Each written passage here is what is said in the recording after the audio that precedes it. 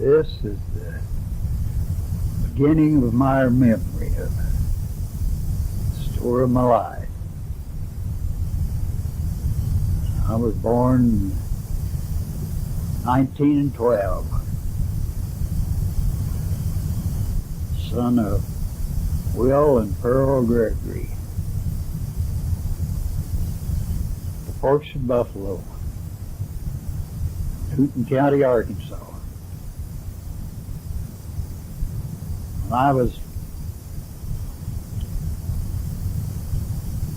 We lived with my grandmother, who had a large farm, 360-acre farm on the Forks of Buffalo.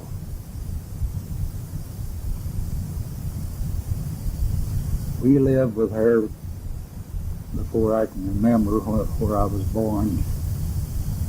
Then we moved a quarter of a mile up in another little house on Wells Creek, which was on the farm, a little farmhouse. And when I was about 4 years old, about the first things I can remember, I used to stay with my grandmother. My Uncle Frank, her youngest son, had moved away, and he had formerly lived with her, but he had moved away and left her alone down there, so she was able to take care of herself and wouldn't have no problem, but she had wanted Mom to let me stay with her to have somebody to company of a night. So I stayed with her probably the time I was 4 and 5 years old. And she used to tell me all the old stories. She was born in 1853. And she was 11 years old when the Civil War started. Before the Civil War started, her family, her mom and dad and family, had lived on that same place. And when the war started, well, he had fits, and the Army wouldn't take him in. They thought they were pretty curious people, so they thought he was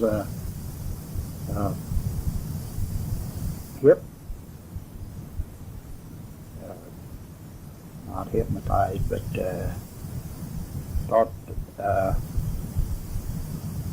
an old lady over there was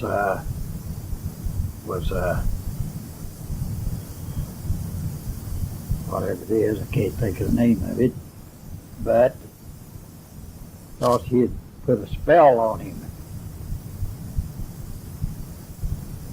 And they didn't think anything about him being having fits, but only that he had a spell. Somebody had cast a spell on him. So they decided that they had some relatives lived up by Jasper,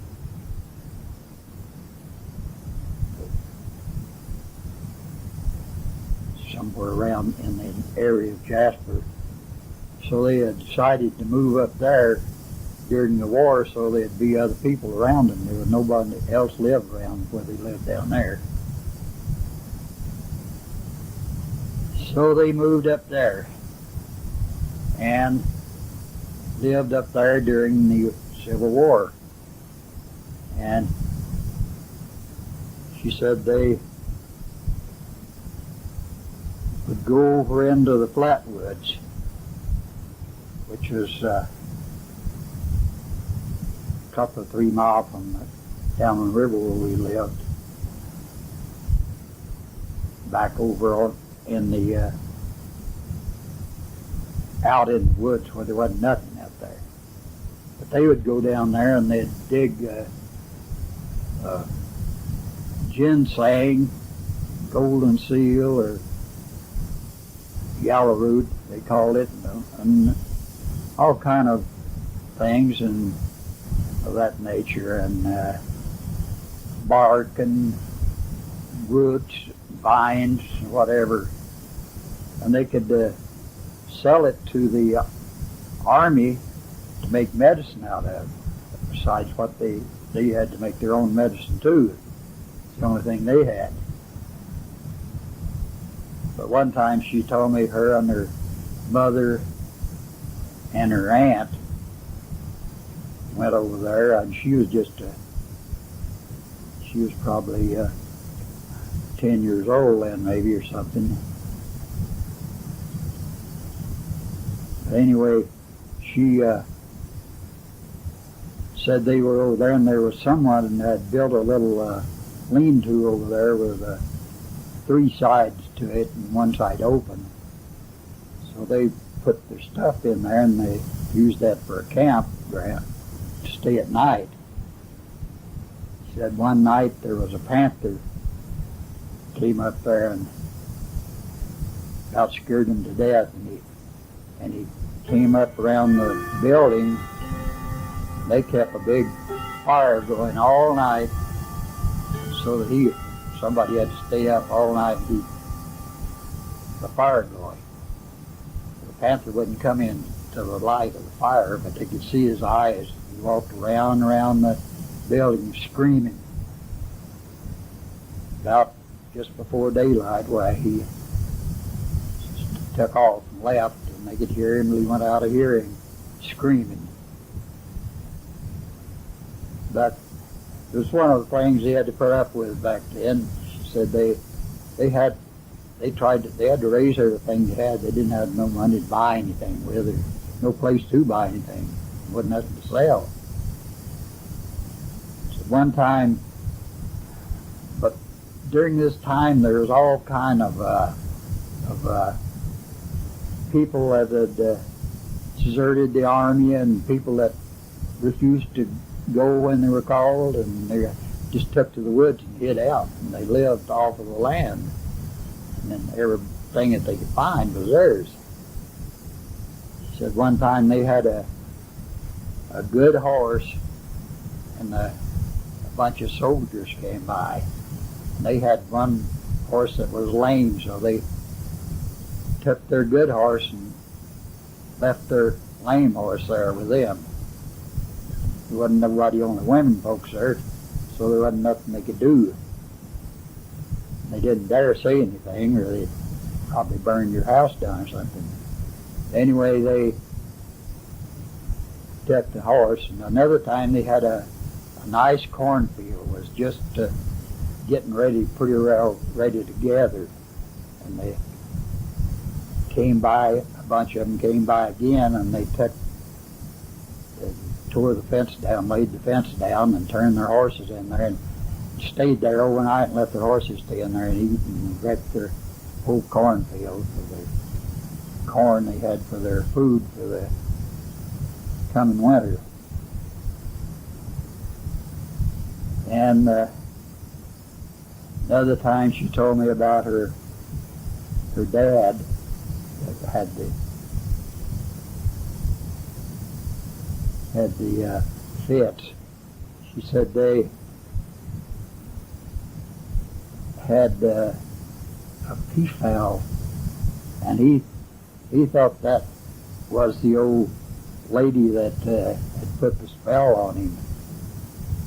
An old lady they call Sookie Cross that lived over there on a little branch called Sookie Branch, pretty close to where we lived down the river.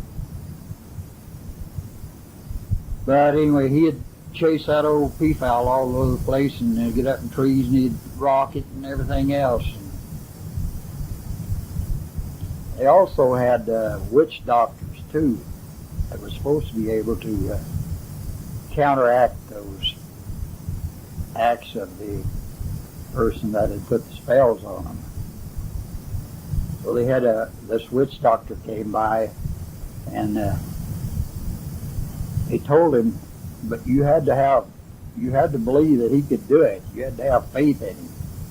He told him that if he would let him, he was trying to show him that how much power he had. He said, if he would let him, he would. There was a little stream run by the house there, and he said, I'll take you down there to that little hole of water there, and I'll make every snake in that whole stream come up there and stick their heads up out of the water, and you can take a stick and knock their heads all off. But he wouldn't do it. He didn't believe that. He didn't believe the guy had any, or he didn't have no faith in him. The other thing they had is if you would take a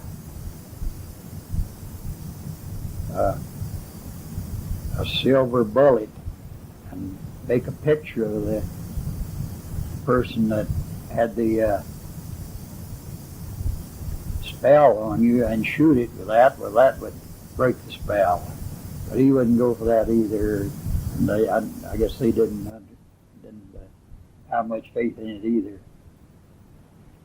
But then she said one night that one morning he got up, or tried to get up, and he was so sore he couldn't get out of bed. And they asked him what was wrong, and he said the witches had turned him into a horse the night before, and had rode him over to 20 miles over to a place where they had clay that people went and got the clay to make vessels out of. And there was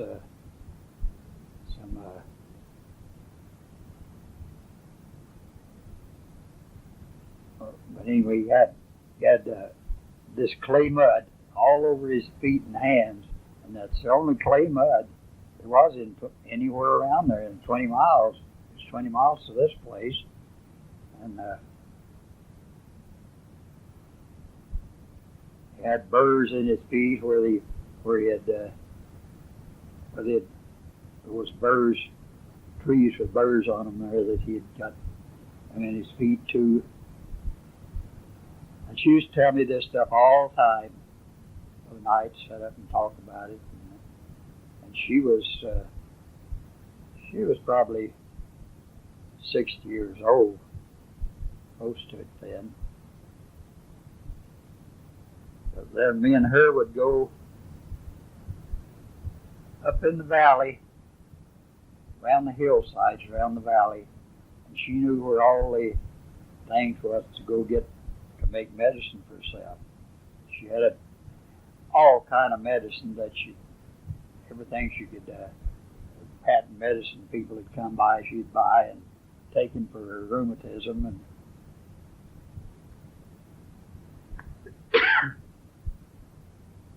And one day she wanted to walk out to Hasty. So her and me walked out to Hasty. And we got out to where John Bolin lived. Aunt Em Bolin was her cousin. So we stopped there and maybe I guess we went on to Hasty first and got her whatever she went for. And we came back and we stopped there for lunch. And we had lunch with them, and then when we got ready to come home, Aunt Em Bolin gave me a little chicken that had stout. It had a top knot. I took that little chicken home with me and raised it, and I had it for 4 or 5 years, I guess. And I raised all kind of chickens. Had half the chickens around had top knots on them, mixed with the other chickens.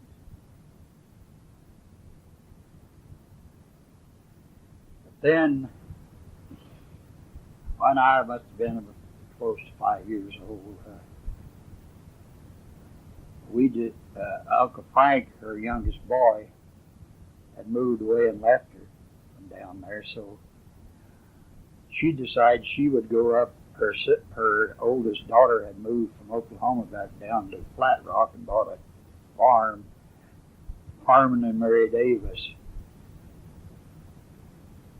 So she decided to move up there. They moved her up there, moved everything up there, and we moved down into her house from up on Wells Street. I remember for my 5th birthday, she had bought me a suit of clothes for $5, pants and Knickerbocker knee pants, and a little red rocking chair. Sometime before that, she bought me a little red rocking chair. And when we started to move, going down there, well, we went down kind of a little sidling place to get onto the main road. And I had my little rocking chair on top of the load of stuff in the wagon, and it fell off and broke one of the rockers. And that's, we had it around, and Dad tried to patch it up and never did get it work anything. But we moved back down on the old Chaffin farm. Known that and still is, I guess. But the old house was a log house.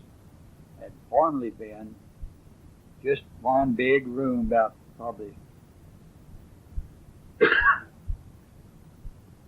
probably 16 by 20 or something, maybe 20 by 20 foot. And then they had built with a porch on the front of it, next facing the river. It had a huge fireplace built out of natural stones. The house we moved into wasn't the original house. The original house, when they moved to Jasper before the beginning of the war, was a log house that was built there and the chimney there. But during the war sometime, that house had got burned down and they just left the chimney there. Then after the war was over, Grandma was old enough, I guess, then, but she got married. She married Perry Chaffin. Her name was Henderson before she was married there. And she had one brother, Uncle Steve Henderson, which I never seen on him once, I think. But anyway, the house they built back on there was a huge logs, big pine logs, about probably 18 inches in diameter and about 20 foot long, and built a square pen up there. And then they didn't have rafters or anything, so they just built log rafters, built the ends up out of logs, and the logs were going across, and then they split shingles about 3 foot long and shingled it. Then sometime later, when they had a sawmill, my uncle Bub Morrison lived up on Wells Street in the little house we moved. He had a sawmill. So they had got lumber, and they had built another room as big as that on the end of that room, opposite the fireplace. Then on the side, one side of it, they had built 2 other rooms on there. One was a kitchen, one mostly was just, we used it for a dining room out there in the summertime. The rest of the time we used it for storing stuff. And they had a porch all the way across the front end of it facing the river. So we moved down into that, and by that time, I guess we had probably, I don't know, my 3 brothers. My two brothers younger than me and my oldest sister were born up there in that little house, so I guess we had 4 kids when we moved down there.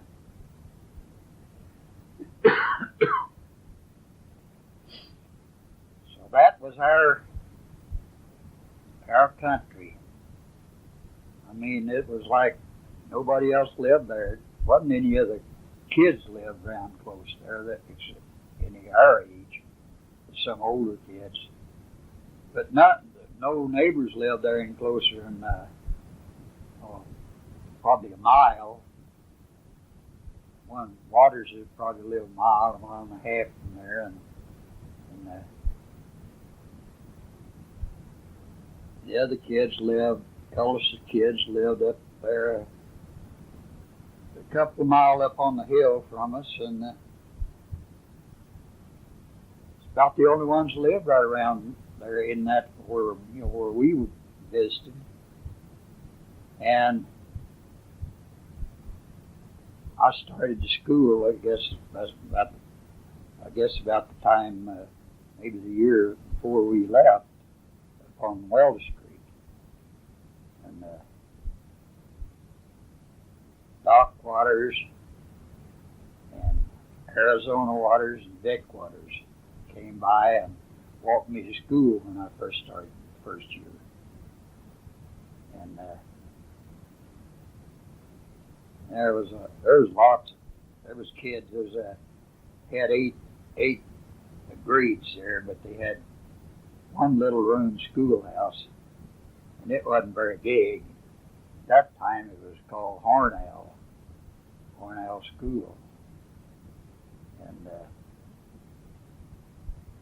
the older kids, the teacher would be teaching the younger kids, and the older kids, the ones that were, some of them were probably 20 years old, probably old as a teacher.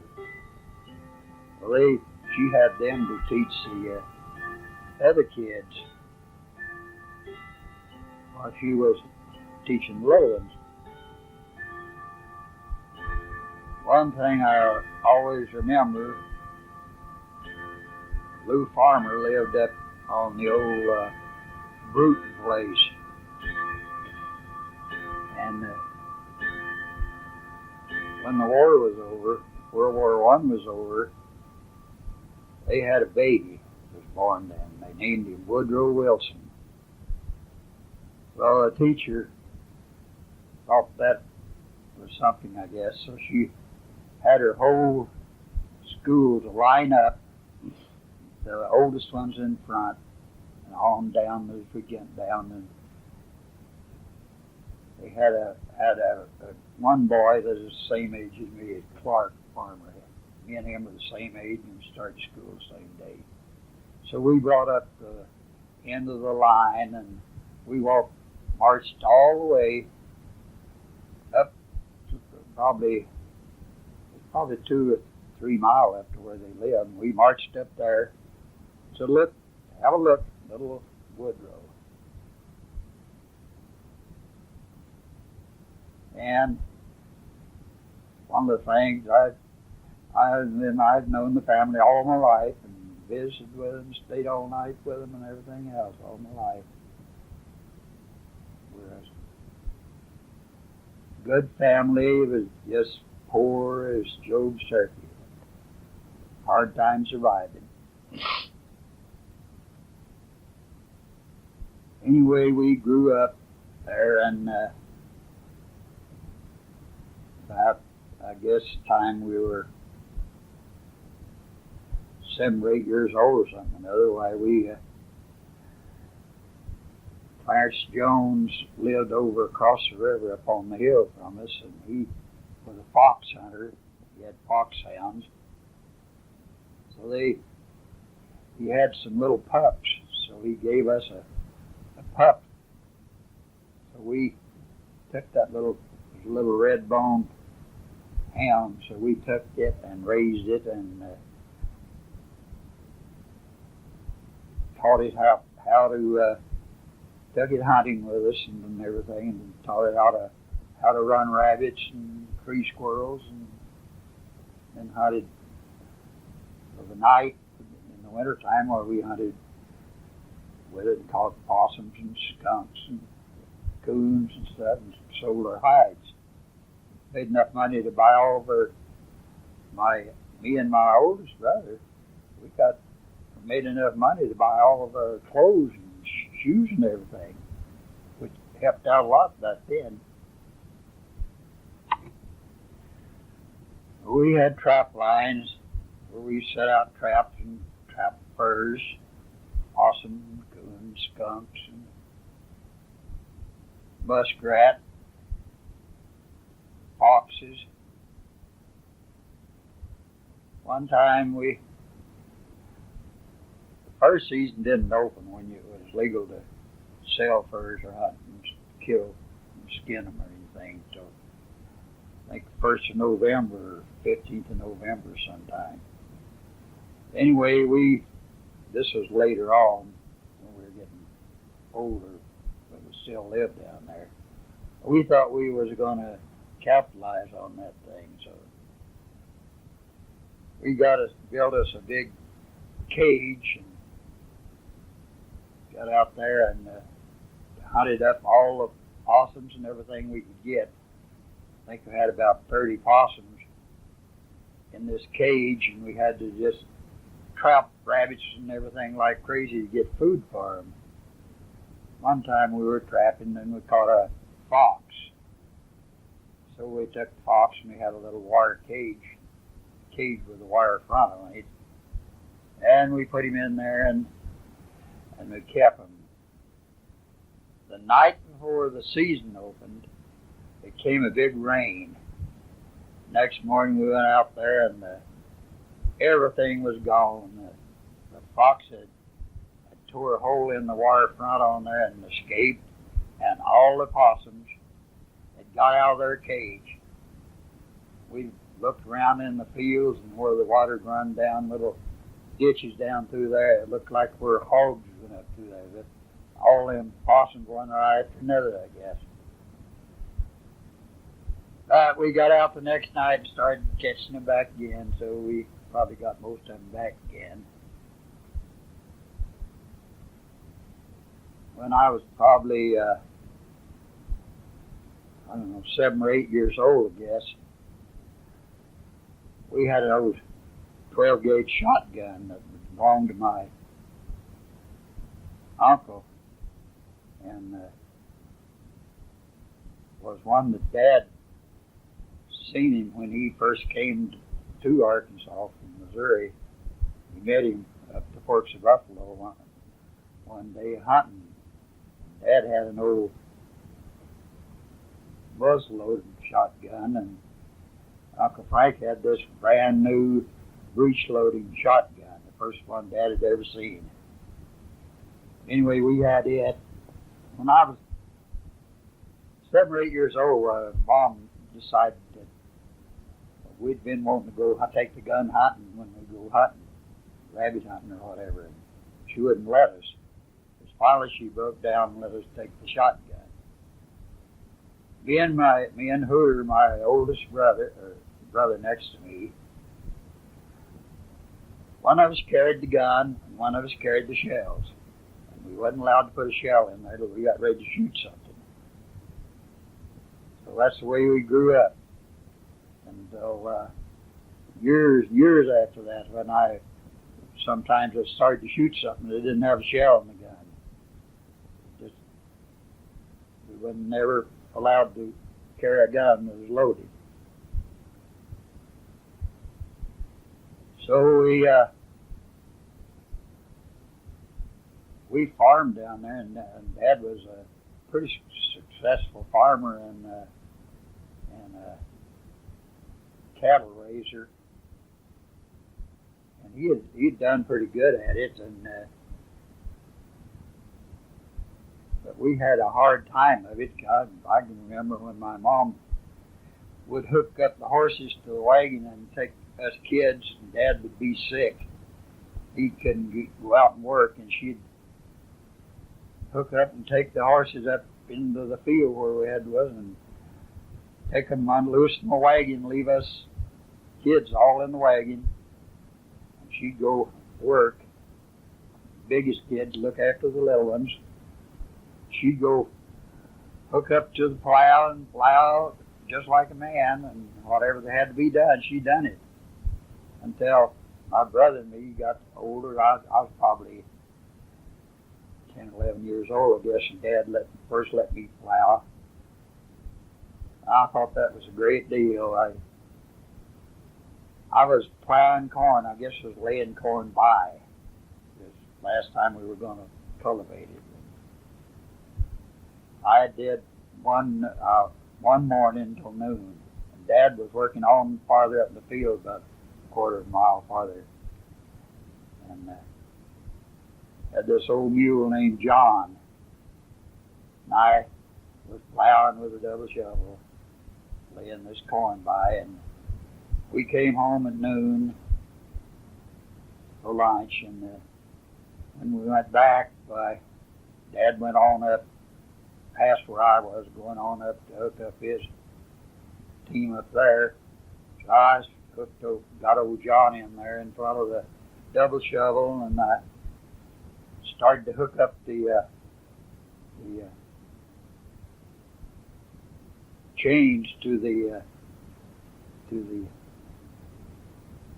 singletary on the plow. Old John, he was kind of ornery, I guess, so he took off, run away. One chain hooked on the double shovel, and the old double shovel was laying over on its side, and you're just taking about 2 rows of that corn as it went up through there, pulling it over and breaking the stalks off of a lot of them that were big, jointed. Now he run clear up to where Dad was, and I went up there and got him. I thought that would be the end of my plowing. But he told me to take him back down there and hook him up again, and I did, and didn't have no trouble then. And I had plowing on him, and then on I done man's work, I guess. I remember my brother Hooter and me, before we left down there, I was probably 13 or 14 then, and he was 11 or 12. We had 2 turning plows. We had one 19 Oliver and one 13 Oliver. And we had 2 teams, so I had the 19 Oliver, and he had the 13 Oliver, and we just going around and around the same land where we were plowing, both of us. And you cover a lot of plowing in one day with 2 plows like that. But we done man's work when we were that age. And then one year, I guess it's about somewhere in the 20s, I guess. Before that, probably, 1923, Uncle Frank Gregory, Dad's oldest brother, his family came down there. He had a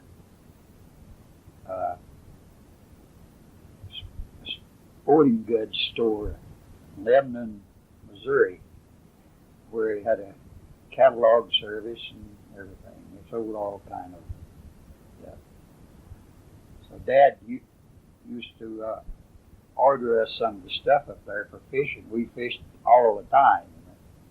We grew up right on the bank of the river.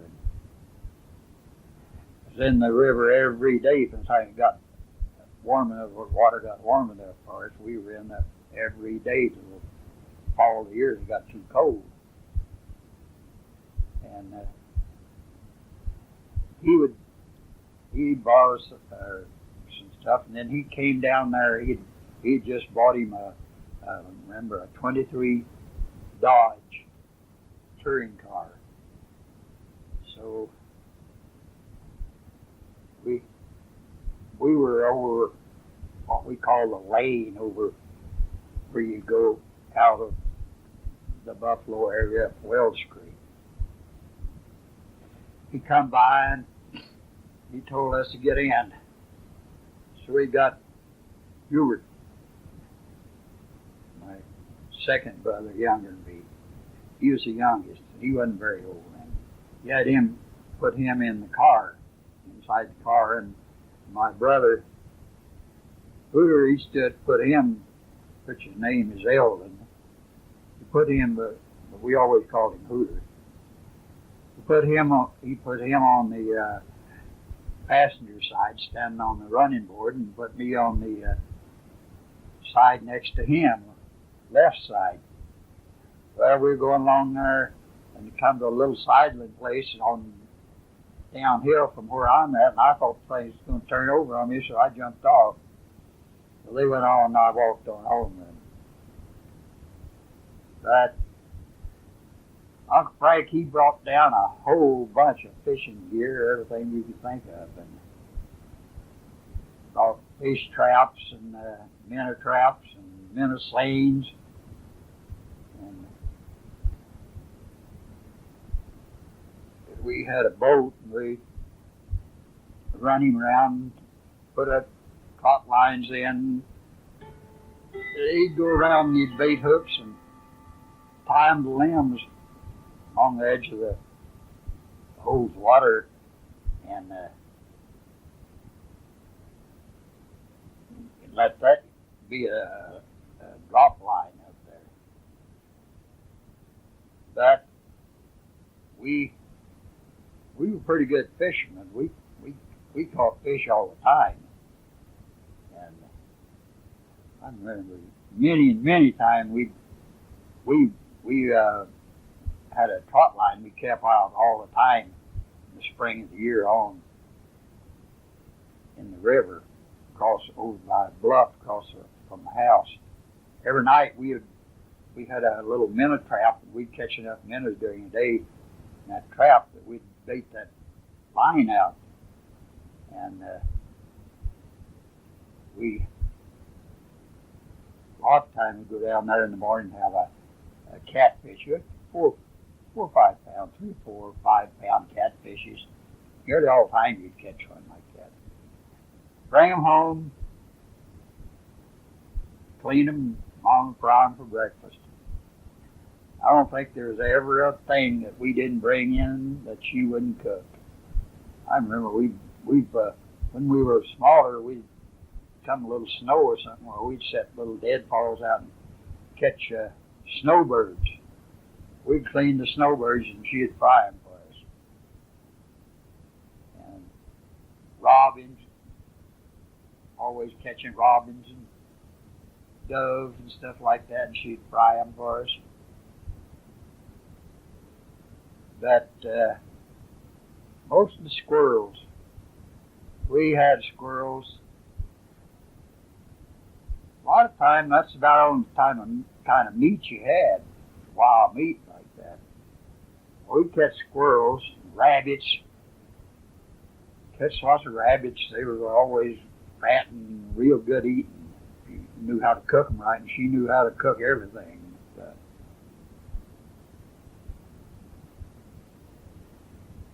Finally, I guess about, I don't know, maybe 24 or 5, somewhere along there. Dad told us if we would work real hard, cotton was a pretty good price. We'd sold some cotton and bought quite a bit of stuff. And he told us we'd put in a big cotton crop the next year, about twice as much as we had. And if everybody worked real hard, well, we'd sell that cotton and we'd buy a car. So we worked and had a pretty good crop. And when we got ready to sell it, well, the cotton wasn't worth nothing. I don't know what it was, a pound or anything, but it was hardly anything. And you had to haul it to Western Grove, which was in a wagon, which was about one day out there and one day back. But Dad wouldn't sell it. He hauled it out there, and he had them to bale it. They ginned it and took the seed all out of it. And then he paid them for doing that. And we had 3 bales of cotton, 500 pound bales of cotton. So he brought them back home, and we kept them till the next year, I guess it was. Cotton was a little better price, I guess. Anyway, he sold them for $50 a bale, $150 for the cotton. Well, he ran onto this guy that had an old car. Wasn't really that old a car then. It was a 27 model, which wasn't that old then.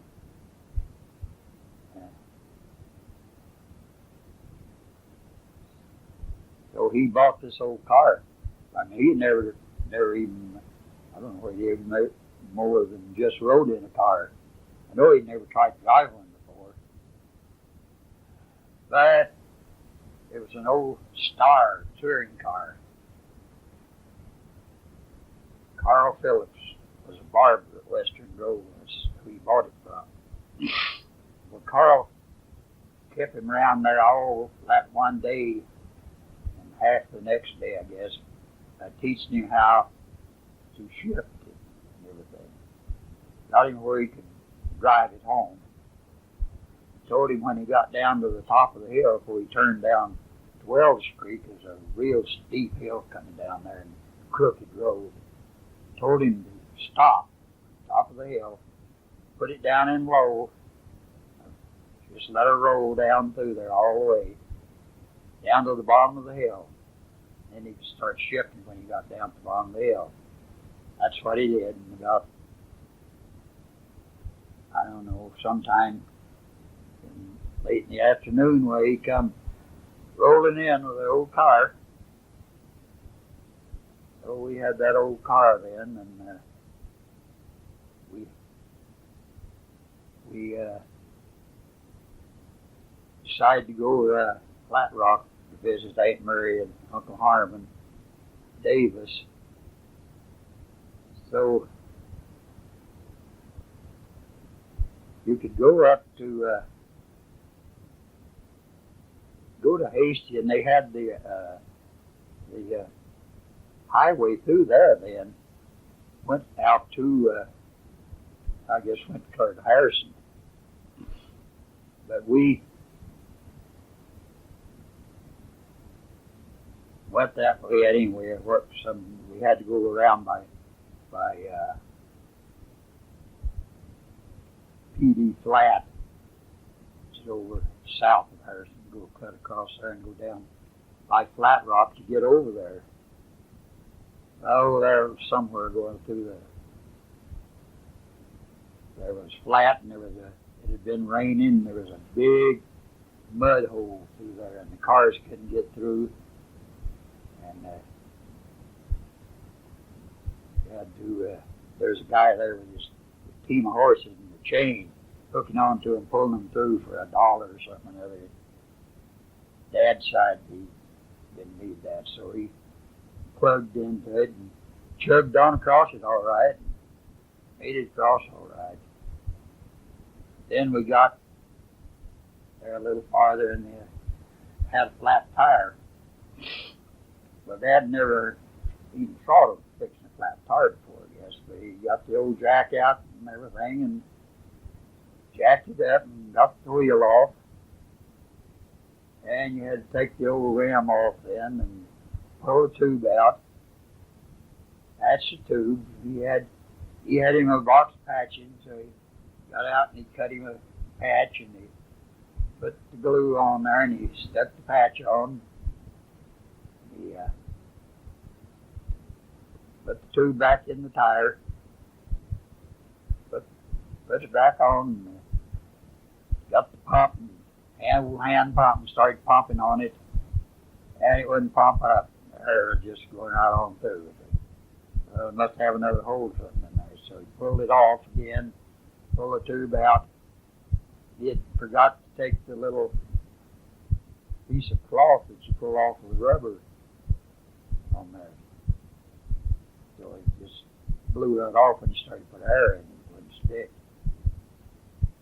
So I got another patch and he got that on there all right and got it on, got air in the tire and we made the trip all right and got back home.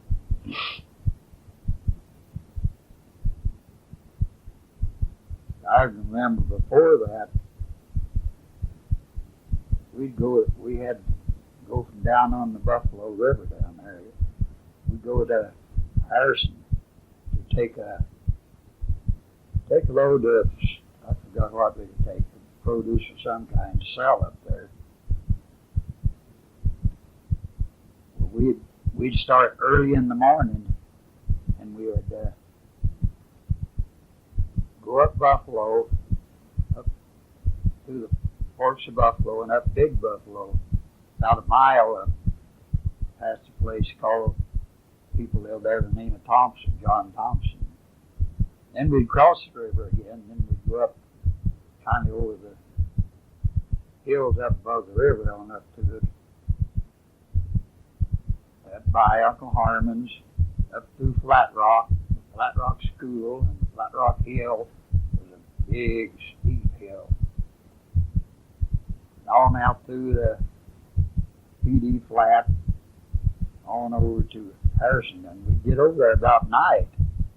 It'd take about all day. Well, then we'd stay, what they had a place where you put your